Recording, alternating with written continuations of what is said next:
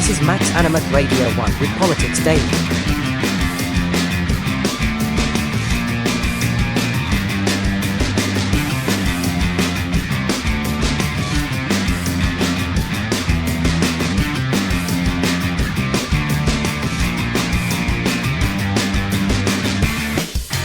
With Liam O'Connor and Emily Parker.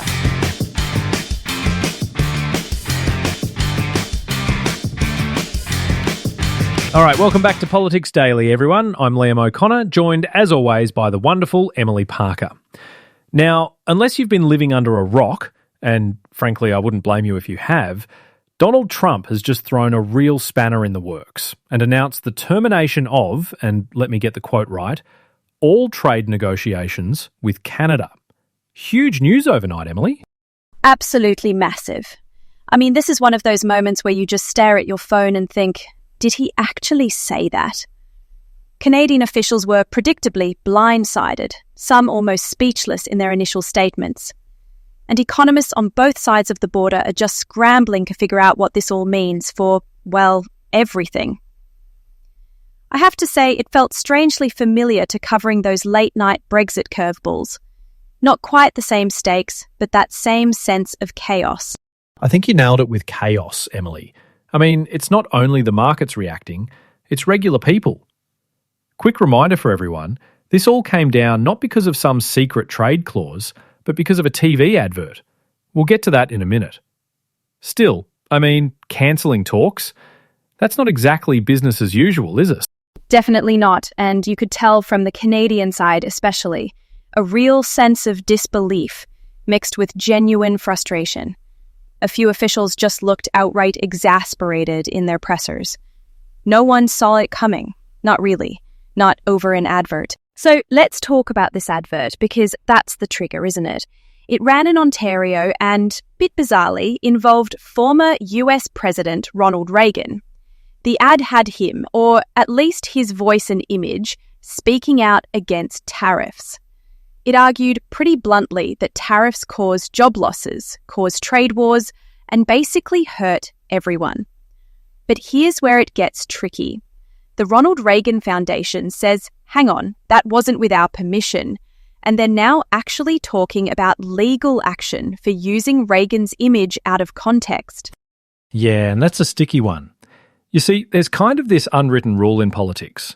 You don't just wheel out the voice of a former leader, especially one like Reagan in adverts, unless everyone's signed off. And this crossed a line for a lot of folks, not just in the States, but in Canada too. When a foundation starts talking legal action, you know it's gotten serious. I always wonder with stuff like this, Emily, how big the fallout might be if you, well, let's say, misappropriate someone that iconic. Could really backfire, you know? Absolutely. And the foundation made their point pretty forcefully. They said Ontario's government was using selective audio and video, and basically misrepresenting Reagan's actual views. I think if you're going to feature someone as symbolic as Reagan, especially on something as charged as tariffs, you've got to expect blowback and, well, legal headaches. It's kind of remarkable, really. In the rush to make a political point, it seems like, just maybe, the ad makers forgot how sensitive these things can be, especially when emotions around tariffs are already running so high. Since we've mentioned tariffs about 5 times already, let's actually break down what they are and why this keeps coming up in trade disputes. So tariffs are basically taxes on imported goods, right? Governments often say they're about protecting local industry, local jobs, but historically they tend to provoke retaliation, sometimes resulting in what folks call trade wars. Exactly. And the ad, controversial as it was, argued that tariffs are terrible for jobs, claiming markets shrink, businesses collapse, all very doom and gloom. Not that it's without precedent, honestly. We've seen it before with US-China back and forth, and actually with the US and Canada too. Tit-for-tat tariffs usually mean higher prices at home, supply chain headaches, and industries, automotive, agriculture, that just get whiplashed both ways. And from an Australian perspective, I've seen it play out there as well. Steel, wine, barley, you name it. Slap a tariff on, and suddenly you've got a mess. But in the US-Canada context, these economies are so entwined. It's not a simple matter of putting up a wall and calling it a day. No, not at all. And the historical record? Mixed, at best. Sometimes a targeted tariff saves a specific industry, but the broad, sweeping ones we're talking about here rarely do more good than harm, at least according to most economists.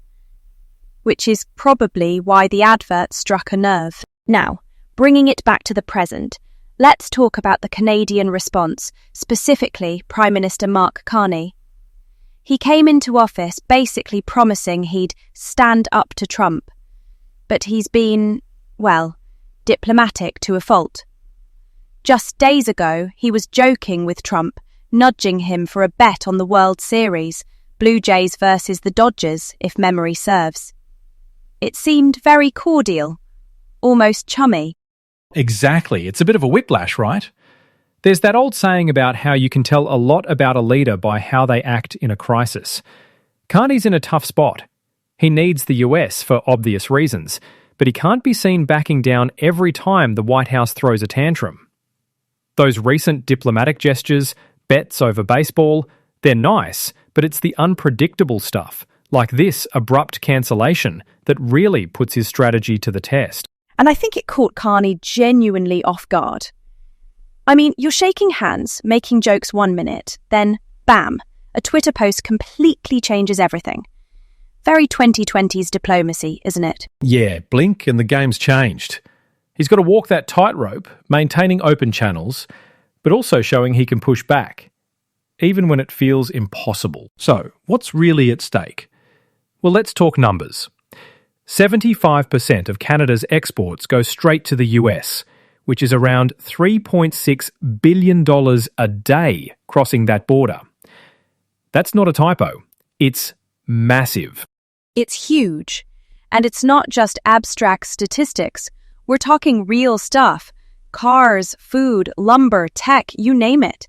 Supply chains are completely interwoven. If talks freeze, you see immediate impacts, delays, shortages, higher costs for consumers on both sides. And it was all over the international headlines too. Markets didn't exactly take it calmly. No, not calmly at all. Even a hint of long-term disruption, and you've got investors jittery, businesses calling contingency meetings. I mean, Canadians don't typically panic buy, but this might be the exception if things drag out. I saw a report describing it as a potential slow-motion car crash for both economies. So yes, the stakes really couldn't be higher. The longer the standoff, the higher the price we're all likely to pay, as they say. Now, I think we also have to talk about the role of media in all this. That ad, besides the Reagan controversy, was a pretty clear attempt to sway voters, right? And that's fine.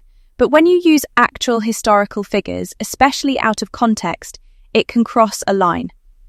The Reagan Foundation was particularly worried about this, saying it misrepresented Reagan's position and even, possibly, violated copyright. Absolutely.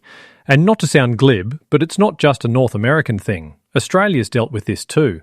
Media outlets running controversial pieces designed almost entirely to stir up public anger before an election, sometimes bending the facts just enough to avoid legal trouble. It's a powerful tool, and, honestly, a little worrying considering the reach of these adverts now. Yeah, misinformation spreads fast, especially now when every side is fighting for narrative control. You can see why the Reagan Foundation acted quickly, drawing that line around legacy and copyright. Truth definitely feels like it's on the back foot in this environment.